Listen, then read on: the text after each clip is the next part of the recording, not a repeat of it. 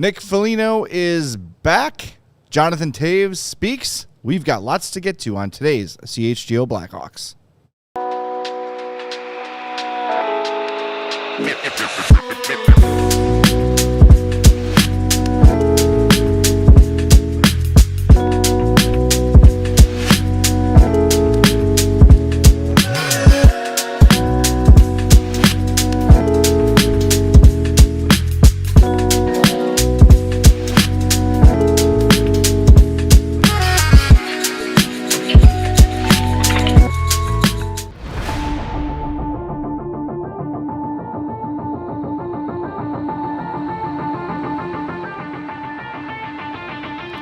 Welcome into the CHGO Blackhawks podcast. Hope you're having a great Monday on this beautiful day in Chicago. Man, this is perfect. Victory Monday. Let's bottle this up, huh?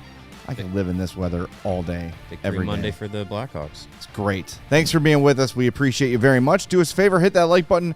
Make sure you are subscribed to our YouTube page as well. Podcast listeners, follow, subscribe, rate, review, all that wonderful stuff. We've got a lot to get to today. Including Nick Foligno's return. He was surprised us all by being on the ice when practice started. Good. All smiles on the ice. You could see I know Jeff Blashill went up to him individually. I think it was Mike Vellucci skated next to him individually and was just checking in with him, making sure everything was cool.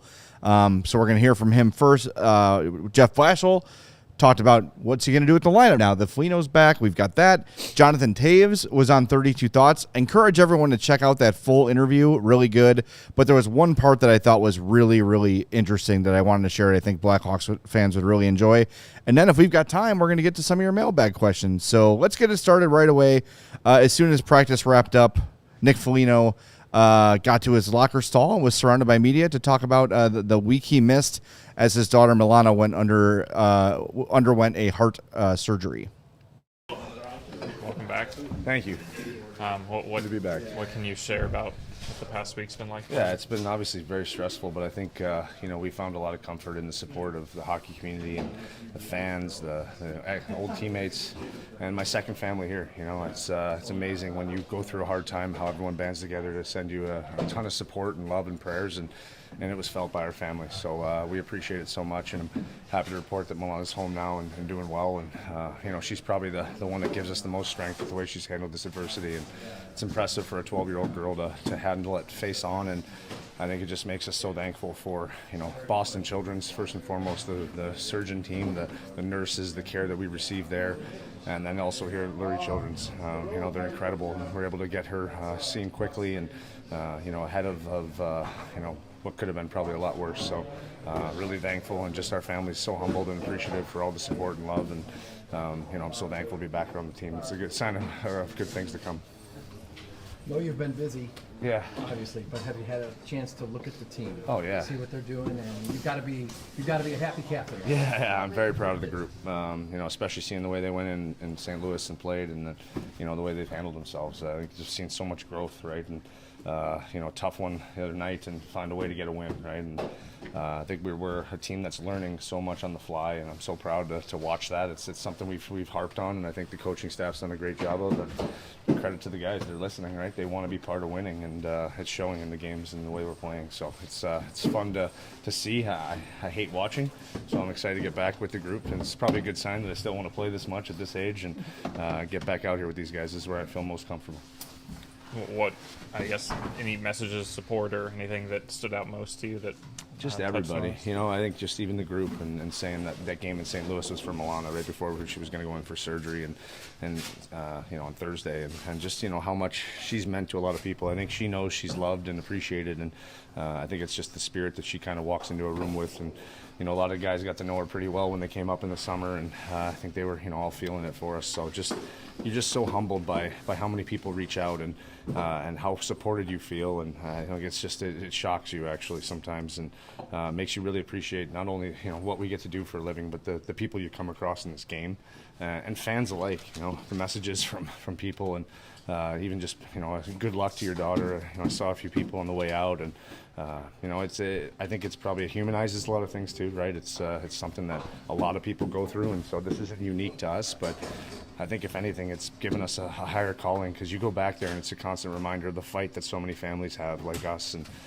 so we're going to continue to do our part and making sure we bring awareness to congenital heart defects, and knowing that Milana is one of many stories that are still out there. So we're pretty humbled by that too, that we have a platform to do good by, and these guys make it easy on us. For you to be back at practice today and feel the normalcy, does that feel good? Yeah, it does. I think it's the beginning of the healing process, right? And I'm excited for Milana to get back to school eventually here, and I get to go back to work and be around the guys and kind of get jumping back into things. So it's the beautiful part of the game. Sometimes it helps you distract yourself from what's going on at home. But I'm so proud of how she's recovering, and she's an inspiration to me and probably a lot of people that she's around. All right, that is Blackhawks captain Nick Foligno, and throughout this whole thing, Mario and I are both #girldads, and just thinking about like what that family's going through. And I didn't. So the way I thought of it, at least when the news first came out, I know Mark Lazarus had some of the details and said, she just turned 12 and she's had this her whole life, and it sounded like kind of a routine, like a checkup or a milestone sort of a thing. But now the way they're talking about it, it sounded like it was more of a, I don't want to say emergency, but something that maybe wasn't expected. Yeah, it might have been something that wasn't actually like planned or anything like that. So, I mean, it's to deal with something like that, like, you have the birth of your child, and then probably within minutes to a few hours, you're having to figure out, oh my God, they have this heart problem that we didn't know about, and then go from there about, going through that kind of situation, and now, 12 years on with his daughter, and dealing with all of that, and living with it, and the work that they've done. It's just great news that everything seemed to be good, positive. Yeah. Just great to have Nick back. And you saw the outpouring of support from around the hockey world, and you really see how much someone like Nick and his family, the lasting impacts that they make, not only as a hockey player but as a person. And I think a lot of times, you get people who get into publicity and celebrities, athletes, all that stuff. They get on platforms, and sometimes they it's not used.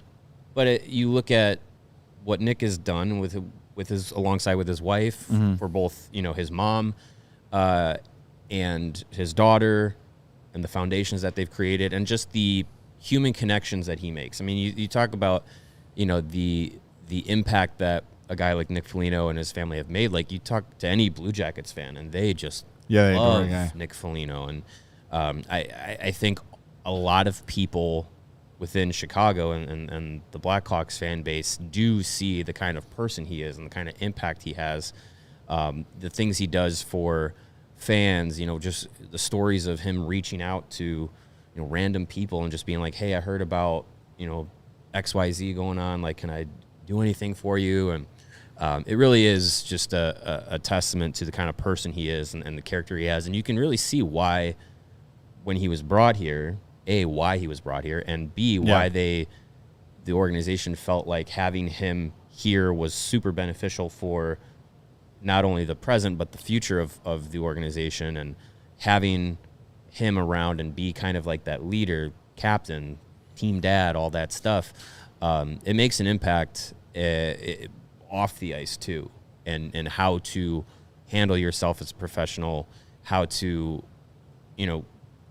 can't change a lot of people's characters, but just a positive influence as far as character goes, and being in the community, and just being like a positive influence. So, I think just with that current, situation with Nick and his family, you see a lot of the support and what it means, and just really happy that things are good. And good to see him back. Well, in times like that, you do have to lean on other people, and I think Nick is probably a guy who other players have leaned on when things have been tough. Yeah. Columbus went through some hardships a few years ago with the death of the goaltender, and like there's been all sorts of stuff going on, and I'm sure those crossovers, Nick was a guy who made himself available to those people, and it's good to see it paid forward for him.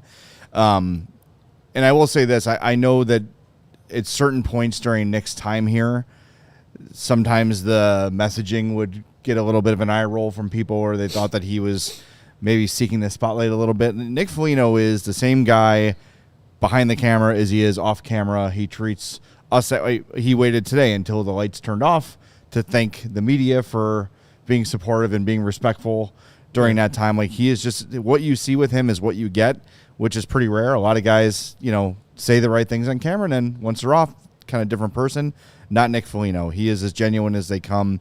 And whatever you think about his role on the ice here, he has a big part in that locker room, and those guys respect him. They listen to him. When he started talking, the locker room was pretty gregarious there. Everyone having a good time. Team's doing well.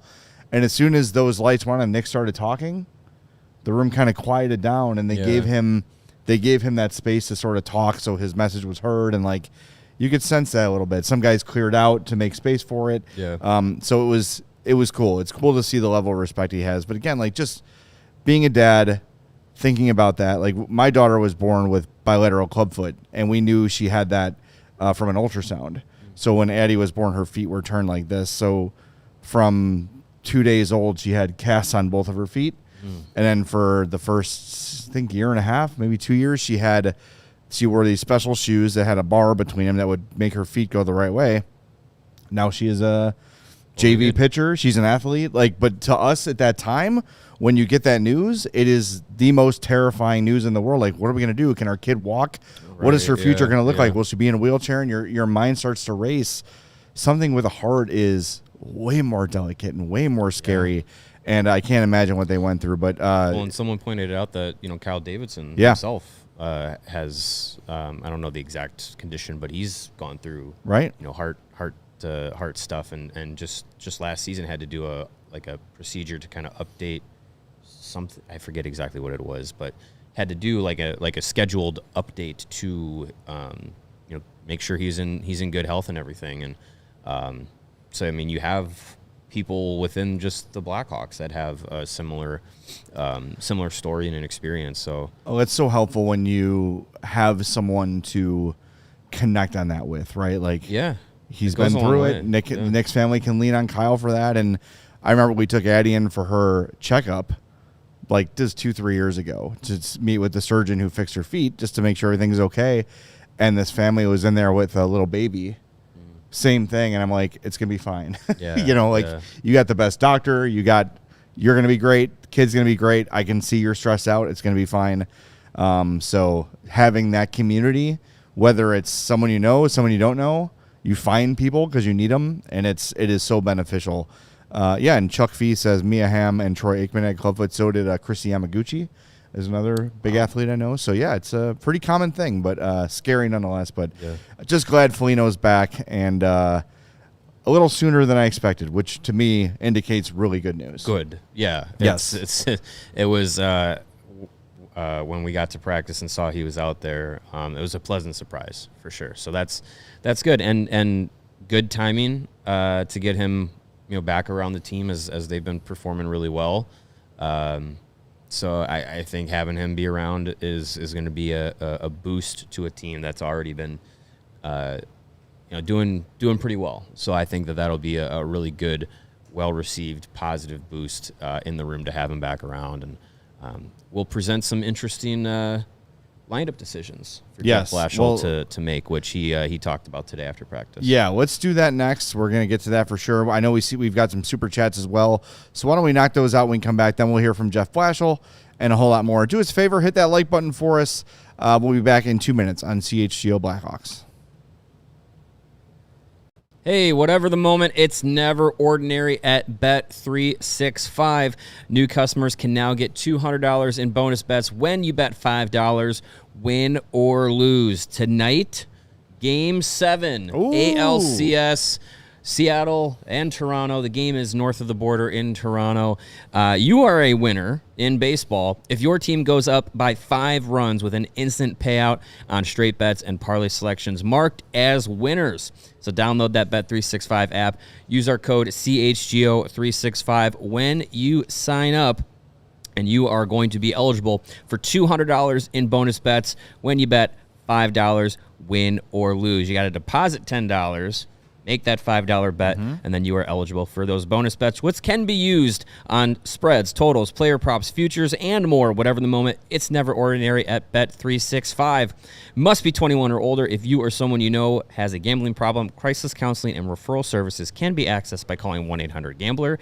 In-app offer only. And let's be real for a second. The world's gone soft. The world of drinks has gone soft. Everyone's Adam got Hogue their has gone soft. Everyone's got their someone stole my blueberry lemonade. Ooh boy. Maybe the refrigerator rejected such a sissified drink and insisted on being full of only RC Cola or RC Zero Sugar, which is also acceptable. Or Cherry RC, also acceptable.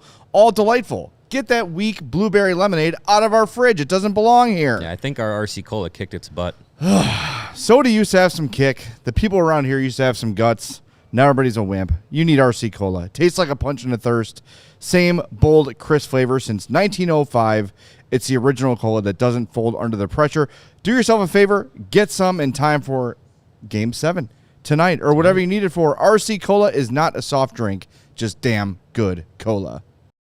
All right, we are back on CHGO Blackhawks. By the way, before we continue, I want to mention Nick and Janelle Foligno's charity, heartsplaybook.com. If you want to check that out, you want to throw a couple bucks that way, feel free, or just get the information. It's good stuff. They're doing good work over at heartsplaybook.com. That's Nick and his wife's charity, so check that out for sure. Let's get the super chat in from Mike, $5. He says, do you think Blashill communicates well with the media? Should the frequent penalties be a concern? Or are they the result of coaching mistakes? I do think he communicates very well. Those are two separate thoughts, right? Yeah, we're gonna get an example of that in a moment here. Yes. But I think that is more a result of sometimes the Hawks are out on the ice too long. The shifts go a little too long. They're not getting the puck back, so they're kind of reaching. They're kind of tired. You get those stick penalties. I also think they have been the victim of some oddness this year. There have been some kind of really kind of ticky-tacky stuff called on them. Some of it very legitimate. Don't get me wrong. Sure, there have been most of them legitimate calls. Like the Bedard hooking call or holding call. What's today? Friday night. Yeah. That one late in the game. And that comes after the Bertuzzi disallowed goal. That play in February, March is not called. In October, it gets called. Oh, it's also that play happened 700 times a game. Right. Yeah. So yeah, I think there's a little bit of early season officiating going on, and also I think they put themselves into some positions where some stick plays are not great, but it's all part of a learning process, and I think the coaching aspect of it, and Blashill's kind of talked about it a few times, and not necessarily in the context of penalties, but what you're talking about with shift length and energy, and sometimes you get too tired, and that's when stick penalties can be more common. He's talked about Bedard having too much ice time, too many shifts, too long of shifts. Rinzel playing too many minutes, Vlasic playing too many minutes, and putting that on him and the coaching staff, rolling out with the 11-7 lineup, how you're rolling out matchups, how you're rolling out the defensemen. It all kind of shifts out. It's not just the traditional 12-6 where you just roll 4 lines and 3 pairs of defensemen. It's a little bit different. So I think that with this group, he's trying to learn that as well. So he's not maybe over-shifting a guy and then they potentially take a penalty. Yeah. One more super chat, $10 from Justin. Says Kaiser's play this year has been great. Allows for Korchinski, Del Mastro, and Allen to develop more in Rockford. Also, love the hoodie J from a Homewood native HF grad. Yeah, I got my HF softball shirt on.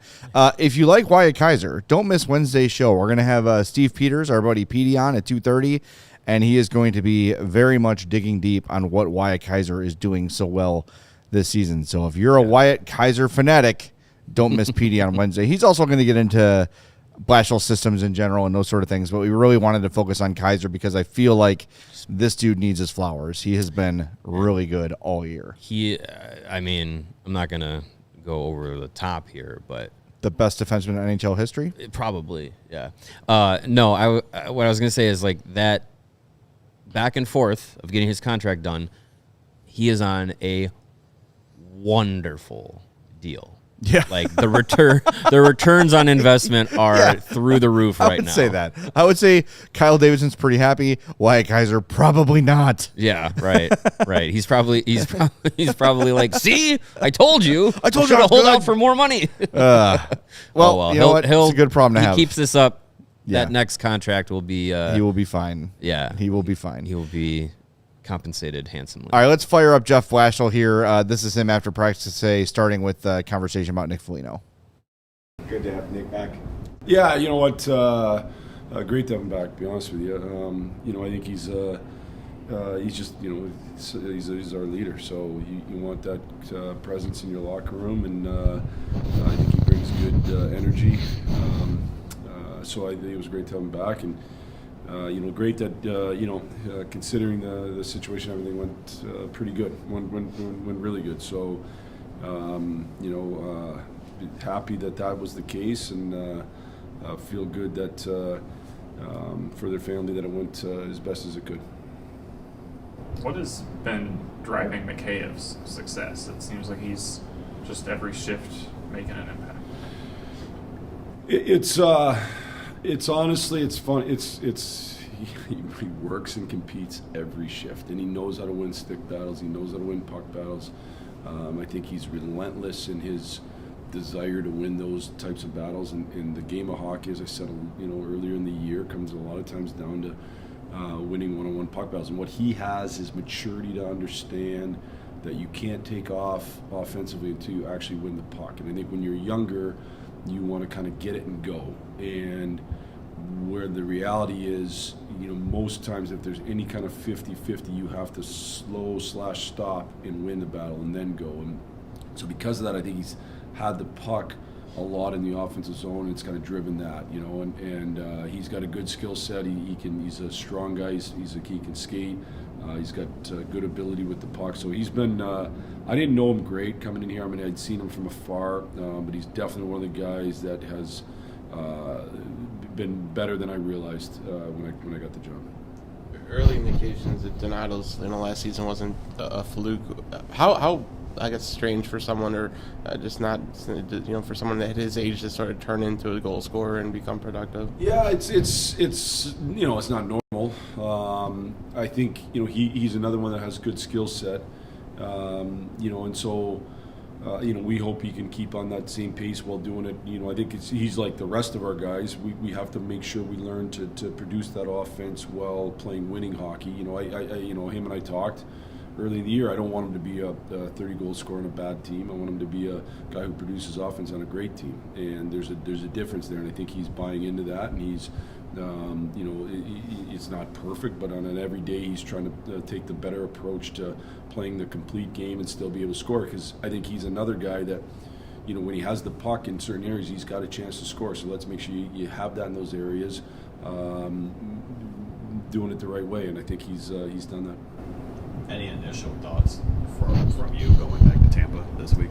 Well, I get to see my family, so that's nice. I think I said, well, I know I said at my press conference, I had an unbelievable experience over my 3 years there. We didn't win enough when come playoff time, but it doesn't downplay the experience I had. It's a great city. I have tons of great friends.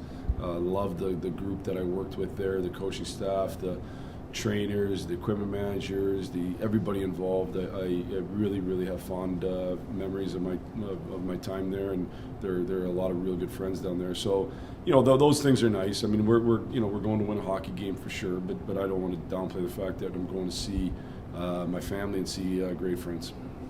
I'm going with the 11 forwards look with Nick coming back.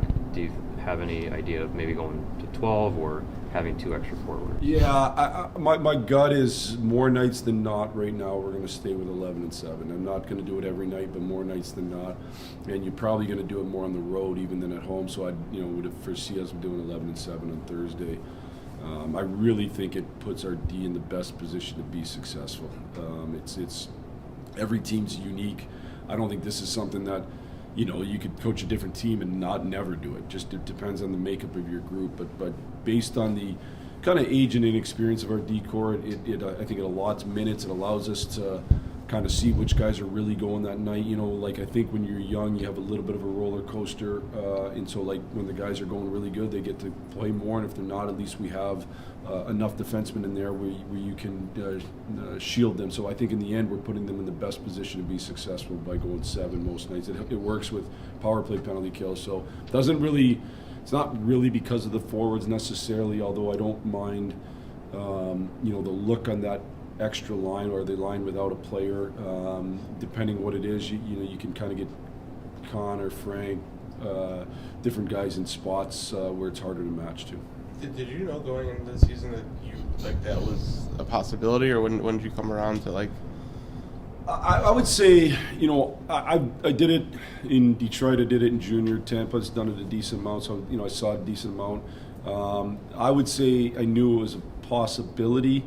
Didn't really know what to expect, to be honest with you. And then as we kind of got through preseason, it definitely became apparent to me that might be the best way to go. And I probably, I didn't do it in game 1 in Florida, and honestly, I probably should have, and I thought about it, but we hadn't done it in the preseason yet, and I didn't want to start the game that way. But it just, again, I think it puts our D in the best position. So I've kind of grown into it as I've seen our team, because I don't think it's the right thing for every team. It's not something that you just cut and paste on any team. I think it's the right thing for our team right now. You're going to have 14 available forwards moving forward. Do you know what the plan is with all of them? Well, we'll have 14 and 7, right? So, from a roster standpoint, that's fine. Yeah. My job's to try to get some guys in and out, and it's harder when you have 11. But my job is to try to not let somebody sit forever, but also try to put the lineup that is in the best position to win. So I don't have that answer today. I think enough times these things take care of themselves with injuries. Like last night we, whatever. You might end up. You think you have a lot of guys, and all of a sudden you don't have many guys. So we'll play it out. Are you surprised that when Bedard shoots, it never seems like the goalie gets it clean, regardless of where he's shooting from? And I guess are there opportunities there just for knowing the rebound's always going to be potentially? Yeah, he's got such a good shot that it's really hard to kind of smother those shots, right? It's really hard to just grab them, and so there's definitely rebounds. I think a lot of chaos happens. I think he's been really, really close to scoring goals on some of those shots that have hit the knob of the goalie's sticks and stuff too. So, I was happy. I'm happy when he has that kind of shot mentality. I think he's a great passer for sure, but I definitely like when he has that shot mentality because it creates some chaos as well. There's Jeff Blashill. So the 11 and 7 continues, which is very interesting considering once Jason Dickinson's back, which could be soon, not too long. Yeah, he said before yesterday's game, if it was the playoffs, he'd be playing. Yeah, so it's not like he's injured. It's not week to week, or right? anything. Exactly. Yeah. So shouldn't be at least. So let's just go through it. Bedard, no. Bertuzzi, no. Burakovsky, no. Dickinson's not sitting. Foligno's not sitting. Donato's not sitting. Mikheyev's not sitting. Nazar's not sitting.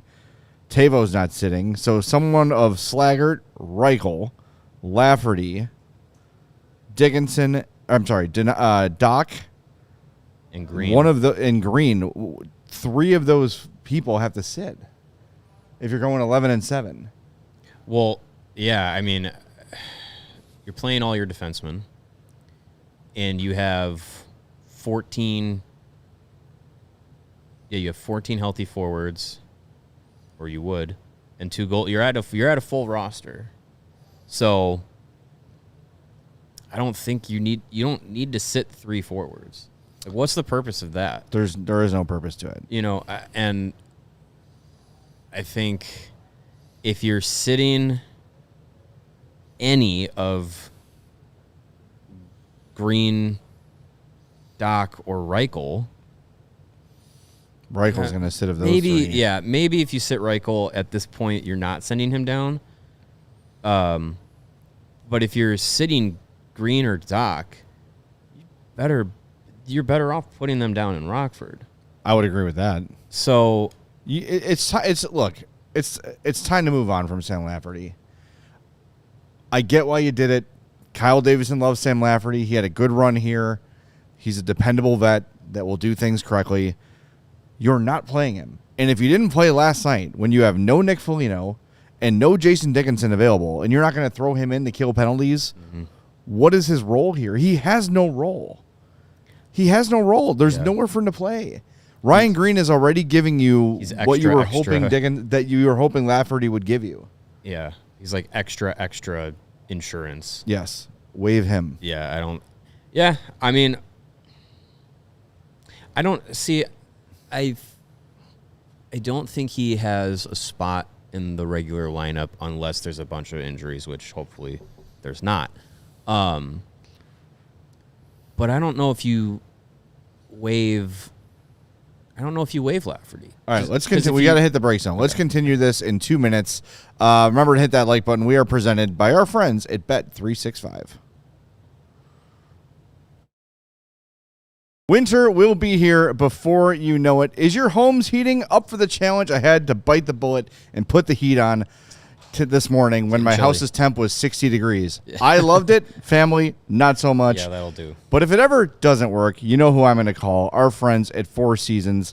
If you got a plumbing emergency, call Four Seasons. An electrical emergency, call Four Seasons. At Four Seasons, they guarantee same-day installation for all your heating, cooling, plumbing, and electrical and generator needs with no extra charge for nights, weekends, or holidays, because that's when things go wrong. You can save up to $4,000 on furnaces and comfort systems with Four Seasons heating, air conditioning, plumbing, and electric. Call today and save $50 from your trusted local experts. Four Seasons Heating, Air Conditioning, Plumbing, and Electric has been serving Chicagoland for over 50 years. Your trusted local experts are Four Seasons Heating, Air Conditioning, Plumbing, and Electric. Visit fourseasonsheatingcooling.com for all their special offers and money-saving coupons. That's fourseasonsheatingcooling.com. Hey, coaches, listen up. If you're looking for more athletes to train, Eye on the Ball is where you need to be. It's very simple. You create your coaching profile, upload your background check, and you're in. For just $50 a month or $500 for the whole year, athletes of all ages and all sports can find you directly. What's really nice about Eye on the Ball is they have a new promo going on for coaches where you can get 6 months free. The best thing about Eye on the Ball is it doesn't mess with your schedule, your payments, or your business. You're in full control, and they connect you with athletes who are already looking for coaches just like you. So if you're ready to grow your coaching business and reach more athletes, go check them out right now, eyeontheball.net. That's eyeontheball.net. Don't wait. The athletes are already there looking for you to coach them up. And athletes, it's free for you to sign up at eyeontheball.net and find all of those coaches to make you the next great one. All right, before we hit the break zone, you were making a point on why not to waive Sam Lafferty. I think if you're saying that the lineup is getting overcrowded, I'm more interested in if you got to send somebody down, if you get to that point, I'd rather it be a guy who's going to go to Rockford and play and has a future than sending Lafferty down, taking minutes up in Rockford that could be taken up by somebody else, like Doc or Green, if it gets to that point. Yeah, I agree with that, assuming that like at some point here there will be an established lineup. But what Blashill said today was his role is to get guys in and out. If they're not going to play every night, he can't just keep them sitting all the time. But Sam Lafferty's played in one game this year? I think just the opening game. Yeah, I think so. I think it was just the opening game. And he said because that was the a opening mistake game he's played 2 games. 2 games. Okay. 2 games. Montreal and Florida. And the opening game was a traditional 12-6 lineup. Yeah. And as you just heard Blashill say, is like he considered going to 11-7, but didn't want to do that right out the gate to begin the season when they hadn't done it in the preseason. So, yeah, I don't see outside of injuries how Lafferty gets regularly rotated into the lineup. I think Jeff Blashill likes what Landon Slaggert brings to the table. Yeah, who he is certainly does. a clone of Sam Lafferty, and I just think has more of a future with this organization than Sam actually does. And at this point in their career, he's a better player. Right. And Lucas Reichel's shown you glimpses, I think enough to keep him around. I think you like the element of Doc's game that he brings to the table that not a lot of other guys have. And as Blashill said, like sometimes these roster things figure themselves out with how injuries play out and whatnot, or who's available, who's not. We learned today that along with Jason Dickinson missing practice, Andre Burakovsky and Tyler Bertuzzi missed practices. But those are just maintenance days. Yeah. Those were expected days off for those guys. Today doesn't really play into expecting them to be out any time longer than that. So I think when you have a full lineup, you do have a lot of options, but I'm much rather if guys are going to sit for extended periods of time, I'd rather them be in positions where they're going to go and continue to play if it's in Rockford. I think that's a really good point by you, because if he's fine and he's not going to be a problem sitting out 5 of 7 games, then fine. Like, keep him up there, keep him up in the press box, give him free popcorn, all the free popcorn he wants, and let him be part of the team. That's totally fine. Like, it's fine. I just worry about a guy like Sam Lafferty, who is obviously a proud guy who is. I have to imagine that he just doesn't want to just sit. You know? Right. Like I mean, that's at some point he might say, like,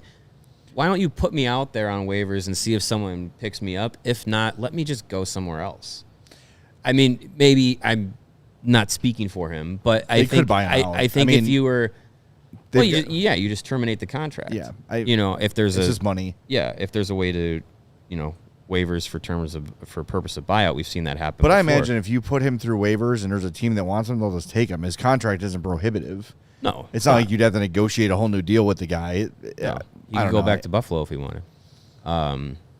But yeah, I just think if I were in his shoes of wanting to have an opportunity to actually get into the lineup more consistently, I don't know. I might look at this situation and just be realistic and say it's probably not going to be here that I play more often than I sit. So, and he might also, on the other side of the coin, just be like, you know what? I don't know if I'm going to have a different opportunity anywhere else. So as long as I'm still up in the NHL, I have an opportunity to go there, rather than if I go to another place, like if he goes on waivers and he gets claimed by, Vegas or something, he might not be in Vegas. He might be in Henderson. Right. Or where's there? Yeah, that's right. Yeah, right? Yeah. Yep. So I just, because it's an interesting situation. Because to me, if the Hawks, like, knock on wood, run into some sort of big injury thing where key guys go down, I'm not putting Sam Lafferty in to fix that problem. That's when I start making a call to Rockford and being like, all right, it's time for Oliver Moore's first sniff. It's time for Nick Lardis' first sniff. By the way, Nick Lardis named AHL Player of the Week this and week. Those two lead the AHL in scoring for rookies. Yeah, it's pretty good. It's good. That's pretty good. It's a good start for that Apparently, group. he can score as a pro. Yeah, Oliver Moore's finishing ability is so far just fine. Yeah, everything's very good. So, yeah, I mean, if you do lose a top 6 guy, like a regular top 6 guy, I'm not calling on Sam Lafferty. I mean, sure, you could bump Doc back up. You could put Reichel in the top 6 and see what they got and play Lafferty. That's a safe thing to do, but I don't know. Are we changing the way we think about this team? Maybe that's a conversation for tomorrow, is like, do we start thinking about the season differently now that they're on a pace for 94 points? It's 7 games. In terms of what? In terms of how are we approaching the remaining 70-plus games here? Is it trying to win every night? Is it trying to develop? Like, what's the approach here? Yeah, I mean, I think the approach, I think if we were to ask Kyle Davidson, he would say that you stay the course with how you wanted to approach this season. I would like to ask him, for the record. With the focus on development. Cheers. And I don't think you need to change anything you're doing so far. because the thing is, like, a lot of the guys that you're focusing on their development are the ones that are pushing this thing forward. I want to be clear too. I'm not saying go out and acquire help. Like, don't go trade for somebody to make the team better now. If we get after the Olympic break and this team is in the playoff hunt, you got multiple picks to work with. You got 5 picks in the first 2 rounds. Or do you just keep the vets or do you just like keep Dickinson, keep your UFAs, and instead of trading them for pennies on a dollar? Actually, but that's the other thing too, though. Now is we don't know what guys are going to be worth in a trade market because we're all assuming that Jason Dickinson's going to be trade bait, but if he's in and out of the lineup, he's not. I don't think a team's going to give you a lot for him, right? But on the other hand, is the fact that guys are not hitting the market anymore, making pending UFAs more valuable in a trade because it gets you first conversations with them. Mm-hmm. That's the other thing we have to consider too. So we don't and no one. I don't think Kyle Davidson knows the answer. The market's going to dictate itself, and it feels like based on if you listen to Elliot Friedman and all the other insiders, it might get a little bit busy, like either right before, or right after the Olympic break, right? Because there's so little. It'll be right before, I think they're saying. Because it's basically the Olympic break and then the trade deadline. They come back from the Olympics and there's like a week and a half of hockey and then the trade deadline. Yeah. So there's probably going to be like 2 quote unquote deadlines. It's going to be fascinating. I mean, like I said, if this team is in a playoff push, I think there's ways that you can try and add to give the vote of confidence to that group and say, you guys have worked your butts off. You guys are outperforming our expectations. We believe in this group in doing some special stuff. We're getting way ahead of ourselves. Sure, of course. But if you get to that point, like I said, like you got 5 picks in the first 2 rounds of this year's upcoming draft. You could sacrifice 1 or 2 of those to try and improve the lineup. But you're also taking a chance away from Frondel or Boisvert or like that's okay. or Cancerov or they go and play in Rockford. Yeah. Or they still make their way to the NHL lineup and and contribute. Let's hope we're having this conversation. In January, February. Yeah. That would be great. If they're in that position and this conversation becomes more realistic, that means things are going in the right direction. Yes. But yeah, I mean, I think it is a little early to have that thought, but it's going to be. I think it's going to be something that we'll have to keep an eye on as the season goes on. Is who's contributing, who's pushing this thing forward, and we all have the assumptions of they're going to move Dickinson and or Murphy and or Lafferty at some point. McKayev's on an expiring contract. Like, there's going to be a lot that has to play out, but some of those guys their value might spike. McKayev, you keep playing the way he's been playing, and he might play himself into an extension, or he might be red hot when one of those 2 potential trade deadlines come up in February and March, and you might say, we're a little too far outside the standings to really make a push. Let's try and maximize value on a player like that. Like you could get to that point, but I think it's just encouraging that we're 7 games through and we're thinking playoffs. We're thinking about a potential change of philosophy. Are for the this Hawks season. buyers? Might call them. They could be. Hey, You the never Cubs know. They could made it be. into playoffs this year. And did nothing. The Fire made it into playoffs. The Bears are going to make the playoffs. The 'cause they're running the Bears table. are 4-2. That's right. And the Hawks are winning. Joey says Bulls will get into play-in, Bulls which will is get into play-in. which is the I'm goal just every saying, year. I'm just saying. Chicago doesn't get a lot of years of even this conversation. We are too good as a town. I'm trying to think of this as a bigger Chicago thing. Like the Bulls, it's like they might make the play-in, but no one considers that real playoffs. Right. And the Bulls fan base, as evident by Matt Peck and company day after day, poor guys. That's not what they want. They don't want to be the play-in Bulls and shucks, we got 38 wins and we'll give it a good go. They don't want to be that. And the Cubs, you made the playoffs, you won the wild card round, you were in the NLDS and everything, but the vibe of the Cubs going into the playoffs was not like, oh yeah, they're going for it, because they didn't do what contenders do at the deadline to try and add and push themselves over the top. Hey, they got Mike Soroka. Sure. So show some respect. Put some respect in that man's name. So wasn't he the manager of the Angels?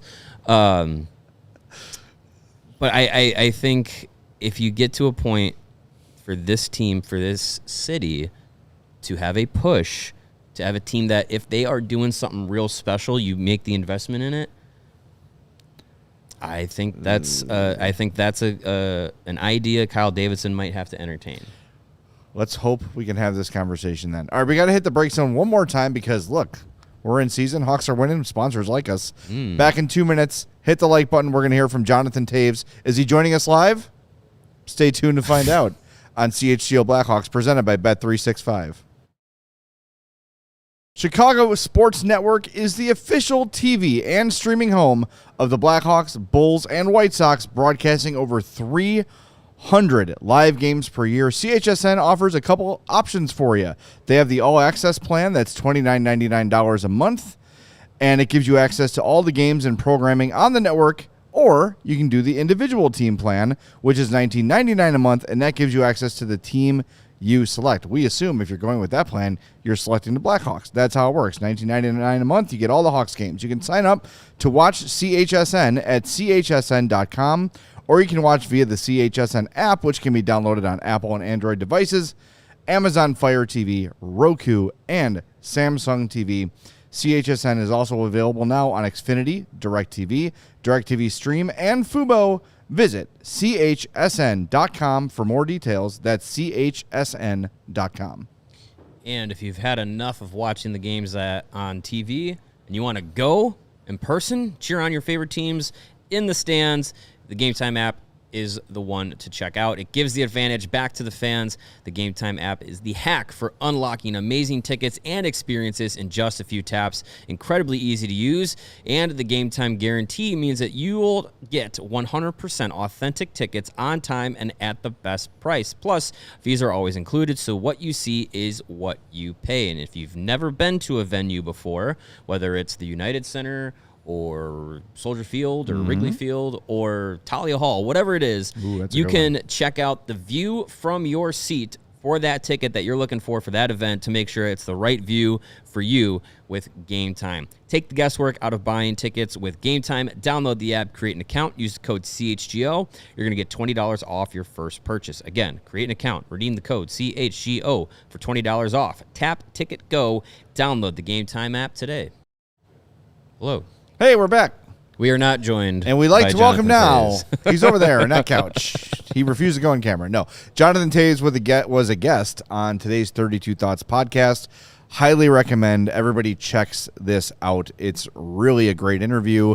You can find it at sportsnet.ca, of course, or on your favorite podcast app. 32 Thoughts to me is as soon as it's out, it is on my podcast player, so make it a habit. But this part really stood out. It was a wide-ranging interview, but Elliot Friedman, the host of 32 Thoughts, asked Jonathan Toews about being a young captain in the league, and here's what Jonathan Toews had to say. A lot of people ask me, what was it like to be a captain at such a young age? And I often think about it. I'm like, well, I don't think it's really fair to put a 21 or 22-year-old kid or whatever it was in that situation, because you're trying to find yourself too as your hockey career is taking off, and it's not a normal life for anyone, let alone a 20-year-old kid. But I think the other side of it was that perfectionist mentality has kind of a negative side where, you're not maybe allowing yourself to just grow and mature at your own pace. You're I put a lot of pressure on myself, and whatever criticism or shortcoming or just any sort of weakness that maybe someone else would expose in me, I would really feel that and be very sensitive to it. And I would absorb that and kind of take it personally and then try to better myself from it, as opposed to just like kind of just letting it like, kind of rub off on you or just, deflect it a little bit and just be patient and, kind of accept your own flaws, your own humanness as you're growing as a young man. So, I think that pressure and that pressure that I put on myself was a lot. And I just got to the point where like, I just wanted to shake it off in a sense. I thought that was really interesting. And I don't think I've ever heard Jonathan Toews say anything even remotely close to the fact that maybe I wasn't ready to be the captain of a team. I mean, it worked. They won 3 Stanley Cups, so all's well that ends well. But for himself, for a guy who's saying, that's kind of where Friedman started the question, was we always thought of you as this guy, wise beyond your years, totally in control of your life, totally in control of everything, which was contrary to what he's been dealing with over the last few years, and it's the reason he walked away from the game. For Toews to say, like, to use the word unfair, to ask a 20-year-old kid to be the captain of a team is, I think that's significant. I think a lot of teams are going to take note of that comment from him. Yeah, I mean, I think it's very poignant to point that out, and especially for this, with Toews, the legacy in Chicago, youngest captain ever at 20 years, 79 days old in franchise history. And when Connor Bedard got here, everyone was saying, "Oh, he's the next captain. He's the next captain. Why is he captain, or why is he not captain and Foligno is?" and all this stuff. Connor Bedard's 2 weeks older right now than Toews was when he was named captain. And there's a lot that you learn in the NHL as a young player, and there's still a lot that Connor Bedard is learning. And I think, as Justin's comment says here, it says, hearing this from Toews kind of proves the importance of having Foligno here for the last 3 years. A guy who can kind of be in that leadership role. And Toews was in a different situation than what Bedard has experienced up until basically this season. Toews had Patrick Kane right next to him, going through the exact same things as a rookie and second year someone player. to lean on and deflect some pressure from. Well, and you had Brent Seabrook, you had Duncan Keith. At the time, you had Martin Havlat. You had Patrick Sharp along with him. So there were other guys that were having gone through just similar situations or were very young in their careers. So you kind of had that like communal group. Bedard just got it. Yeah. This season, that communal group of kind of learning the league at the same time. So it's just, connecting it to the situation now in Chicago, it kind of sheds a little bit of light about why they're not throwing, Bedard and Nazar and Vlasic into these leadership roles right now. I know Vlasic had the A on his sweater last night, but that's because, Foligno was gone and Dickinson was hurt. And so, kind of goes down the line. But it's just very interesting because everything that we've heard from Toews about being captain up until basically this interview was how much of an honor it was and all glowing things. And it is. And all of that is true. Yeah. But also I think what we've seen from Jonathan Toews in the last few years is just this maturity and openness to kind of really peel back the curtain of his life. Because if you had gone back 10 years ago and said, hey, Jonathan Toews is going to tell you about his off-season escapades in India where he goes through this harrowing health journey, you'd be like, Jonathan Toews is going to what? He's going to talk about what? Yeah. You're going to get that out of him? And I just think it's with growth, and you kind of step away from the cycle of what the NHL life can be and media responsibilities and everything from a guy of his talent and his stature. It's just an interesting perspective, and it's been very interesting hearing from him since he's basically said, I want to try and get back to the NHL. I also think if you went back and talked to him at age 20 or age 21 and said, how are you handling the captaincy? He would look at it and say, we're doing well. I'm a Selke nominee. We're winning Stanley Cups. Right. I just won a gold medal. Everything's going great. I'm top of the world. And I think the perspective he reached from the mental, and this is really revealed more than I've ever heard it in this interview with Elliot Friedman on 32 Thoughts. So again, I encourage everyone to go listen to it. He is more in touch with his inner self and his thoughts and his feelings than he ever was before. So when he was going through this as a 20-year-old, he probably wasn't even aware of it. He probably didn't even recognize it. He just thought the expectation was, okay, I'm the captain, so this is what I'm going to do. And I'm going to just torture myself to make my life miserable, because that's what being a captain is. Right. And I think that's something that Nick Foligno has shown to Connor Bedard. It's like, dude, you got to pace yourself. There's got to be more to what you do than playing a game, sleeping, going to practice, working out, sleeping, going to another morning skate game. Like, you have to find something to take your mind off of the game, and it sounds like Jonathan Toews didn't really have that, and I think probably felt like he couldn't have that with the burden of the captaincy on him. That's what I read from it. And look, as someone points out in the chat, like, everybody's different. Everybody will handle things differently. Yeah, for sure. I can't think of a guy who, at least in all of our minds, was more ready and equipped to be a captain at that age than Jonathan Toews. And even he said, too much for me, too soon, unfair. I was not ready for that kind of role, and it did some damage to me mentally having to go through that. That is the dude who everyone said from the day he's drafted, future captain. That was like the first checkbox on Jonathan Toews was leadership, almost above all his great skill. The first thing everyone talked about with Toews was leadership. Yeah. That's not the case with Bedard. I'm not saying he can't be a captain someday or can't be an alternate captain someday, but I think there's no rush. There's no rush to do it. And I think you got a guy like Alex Vlasic, who is 24, has been here. He's been here through the rebuild. He's a grizzled veteran. Spent time with the very tail end of the dynasty. He was here with some of those guys. Mm-hmm. Got to play with Toews. Got to play with Kane.